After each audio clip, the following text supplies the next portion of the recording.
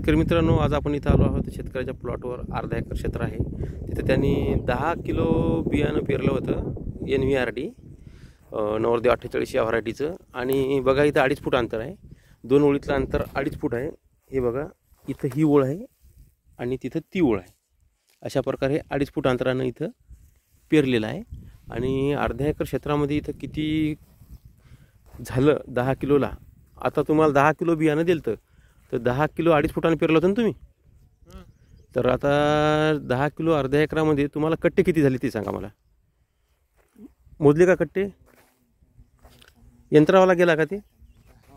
1 2 3 4 5 6 7 8 9 10 11 12 13 14 15 आणि हे दोन्ही मिळून 16 म्हणजे 60 किलोचा असेल तर 16 की 96 म्हणजे 9 क्विंटल 60 किलो म्हणजे 9.5 क्विंटल समजा माल तुम्हाला झाला. हा अर्धा एकर प्लॉटमध्ये तुम्हाला 9.5 क्विंटल. तर म्हणजे तुम्हाला एका एकरामध्ये समजा 9.5 म्हणजे 19 क्विंटल. म्हणजे तुम्ही आता याला तुम्हाला 19 क्विंटल 2.5 फुटाने पेरणी केली. हा होता सिलेक्शन NVRD नवरदेव 48. आणि अंतर किती होतं तुमचे? 2.5 फुटाचं. म्हणजे तुम्ही त्या पेरणी यंत्राचं एक फन चालू बंद केला समजा, त्याच्यामुळे 2.5 फूट अंतर झालं. आणि याला खत कोणतं दिलं होतं तुम्ही पेरताना? असं का? त्याला नाव वगैरे काही म्हणजे तुम्ही पाहिलं नाही त्याचं नाव? म्हणजे नाव म्हणजे पेरताना पाहिलं नाही का? बरं बरं ठीक आहे. आणि फवारण्या किती वेळ केल्या होत्या? 5 झाल्या. बरं. आणि दुसरी गोष्ट महत्त्वाची, मी तुम्हाला टॉनिक वगैरे काही टाकू नका म्हटलं होतं, तर टाकलं का नाही मग तुम्ही?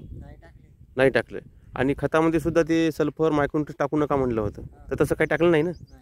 बरं बरं. तर आता तुमचा मग खर्च आता जे आहे, तर हे जे क्षेत्र आहेत या क्षेत्रावर तुमचा जो खर्च आहे हा म्हणजे कापणीचा तुम्हाला म्हणजे घरी कापलं का तुम्ही म्हणजे कापाय माणसं लावली होती? घरीच कापलं, त्यामुळे ते पैसे वाचले. पण मळणी यंत्रासाठी आता तुम्हाला आता काय क्विंटलनं दिलं हे? 250 रुपये. काय क्विंटल की पोतं? क्विंटलचंच. हां, क्विंटलचं पोतं 250 रुपये. तर आता तुम्हाला हे 9.5 क्विंटल झालं तर म्हणजे हेच तुमचे समजा 250 2,500. तर 2,500तले समजा 100 रुपये कमी. तर म्हणजे समजा हे 2,500 आणि ते बाकी इतर खताचे वगैरे ते खर्च तुमचा तेवढा म्हणजे एक गोणी कोणतं दिलं तर म्हणले 40 किलोचं किती रुपये झालं ते? 2,000. असं का? बरं बरं. मी तर तुम्हाला 10-20 किंवा DAP टाका म्हणलं होतं, तुम्ही ते भेटलं नाही का तुम्हाला? असं का? बरं ठीक आहे. आणि फवारण्या तुमच्या किती झाल्या? त्यामध्ये 5. मग त्यामध्ये समजा प्रोक्लेम टाकलं होतं का दुसरं काही? म्हणजे इमामेक्टिन. असं का? म्हणजे आलटून पालटून कीटकनाशक टाकलं ना? तुम्हाला बुरशीनाशक टाकू नका म्हणलं होतं मी. नाही तुम्ही टाकलं म्हणाले ना आता. हो, मग तुम्हाला टाकू नका म्हटलं होतं ना मी. काय नाही, कसं आहे माहीत आहे का, तुम्हाला मी टाकू नका म्हटल्यावर मग टाकायचंच नाही. कारण कसं माहीत आहे का, या व्हरायटीला URUB प्रक्रिया असते. तर URUB प्रक्रियेमुळे कसं आहे माहिती आहे का, बिलकुल खर्च आगाऊचा करायचा नाही. आगाऊचा खर्च केला तर तुमचेच पैसे खर्च व्हायले. तुम्ही माझ्याकडून लपून जरी ठेवलं, दुकानदारांना औषध दिली, पण टाकू नका. तुमचे पैसे वाया घालू नका. कारण या ज्या व्हरायटीवर URUB प्रक्रिया केल्यामुळं फक्त आळी मारायचंच औषध चालते, कीटकनाशक.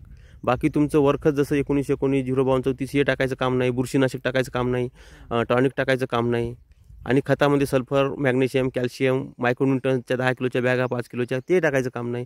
कारण आपण URUB प्रक्रिया केल्यामुळं हे सर्व आम्ही आंधी ट्रीटमेंटमधूनच करतो सर्व. URUB 4 महिन्याची. त्यामुळे तुम्हाला आगाऊ खर्च करायचं काम नाही. त्यामध्ये तुमचे 5-6 हजार रुपये वाचतात ना. मग त्याच्यामुळे याच्या पुढे जरी URUB प्रक्रियेचं सोयाबीन, तूर, हरभरा काही जरी घेतलं तरी आगाऊ खर्च करायचा नाही. आणि आता तुम्हाला याच्यापासून आता खर्च तुम्हाला किती झाला? मळणी यंत्राचा 2,500 समजा, आणि खताचे 2,000 आणि फवारणीचे 2,000 झाले असतील का? हो, 2 2 2 4 हे 2.5 4.5 म्हणजे तुमचं 6,000. आणि पंजी नांगरणी असेल 1,500 5-6,000 सगळं झालं समजा. 6-7 म्हणजे निंद्या सगळं घरीच निंदलं असेल ना. म्हणजे 7,000 तुमचा अर्धा एकरचं पूर्ण काम होऊन गेलं. म्हणजे तुम्ही 7,000 म्हणजे तुमचं एवढं उत्पादन तुम्हाला हे आलं. सिलेक्शन NVRD नवरदेव 48 नावाची व्हरायटी आहे. आणि पुढच्या वर्षीसुद्धा ही व्हरायटी 2.5 फुटाने पेरता का 3 फुटाने पेरता? म्हणजे कशामुळं? पसरते की नाही भरपूर? पूर्ण पॅक होते. मग ही व्हरायटी कशी वाटेल तुम्हाला? म्हणजे पुढच्या वर्षी पेरणार तुम्ही? पेरणार पुढच्या वर्षी? तर आता याच्यानंतर आता URB प्रक्रियेचं सोयाबीन तूरसुद्धा आहे, तर ते सुद्धा तुम्ही घेणार का? नक्की. बरं बरं. तर आता या व्हरायटीपासून तुम्हाला आता हे माल आपण दिला, तर आता हे माल एवढा चांगल्या प्रकारे निघाला, काडी कचरा याच्यात काही वाटते का यंत्रामध्ये? काही एकदम स्वच्छ निघला. आणि दुसरी गोष्ट म्हणजे दाणे पण जाड आहेत, आणि कुठं फुटकं मिटकं काही माती नाही, काहीच नाही, एकदम स्वच्छ दाणा काढला. आणि ही व्हरायटी थोडीशी मिडियम जाड येते, घाट्यामध्ये 2-2 दाणे, एक दाणा, 2-2 का? आणि साईज पण चांगली आहे, जाड माल बघू द्या. हा चांगला माल आहे, वाळला होता ना खरखर असं का? तर तुम्ही आता हे अर्ध्या एकरामध्ये तुम्हाला आता 9.5 क्विंटल झाला, तर ह्याच्यात तुम्ही समाधानी या. तर पुढच्या वर्षी हीच व्हरायटी घेसाल. ठीक आहे.